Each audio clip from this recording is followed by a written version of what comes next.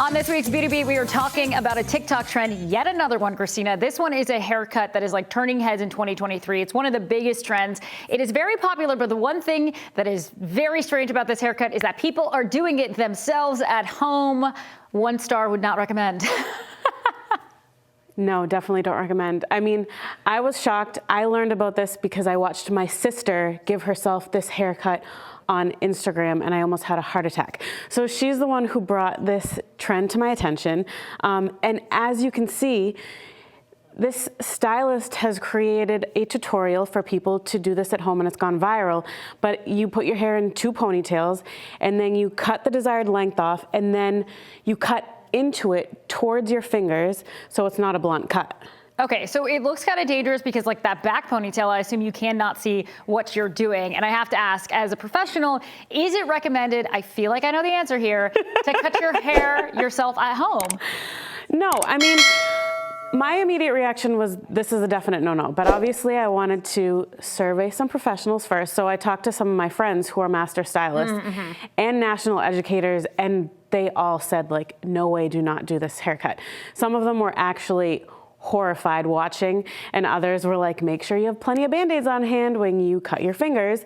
But they all basically said that all these people will have to come into the salon to get their hair fixed when they're done, because it's one thing to do like a subtle bang trim or give yourself a subtle trim, but this is an actual styled cut that requires skill. Yeah, and like I said, it seems kind of dangerous to be using a scissors that you don't know how, especially the right, correct pair of scissors. But people still want to know, Christina, will it result in a pretty good cut? No. So according to the pros, they said that they never recommend a disconnected cut like this or a textured cut done by yourself. There's a reason you get professional training to create looks like this, but basically a cut like this needs a lot of texture to look right so that it blends, so it doesn't look disconnected. So don't do it at home, because also a lot of stylists have said, if you watch like other TikTok videos of them doing it, like even they cut their fingers when they cut their own hair. It's not easy, so be cautious if you're gonna try this. So the DIY part is like the worst part of this trend, but why is it so popular right now? So it's a very layered and feathered haircut, and it's an easy way to add body and movement to your hair. It's a great way to create the illusion of fuller, healthier hair without sacrificing your length. And it gets its name from the face framing layers around the chin that kind of mimic a butterfly's wings when they flutter. How cute. And then it has those long layers that create the appearance of a long hairstyle.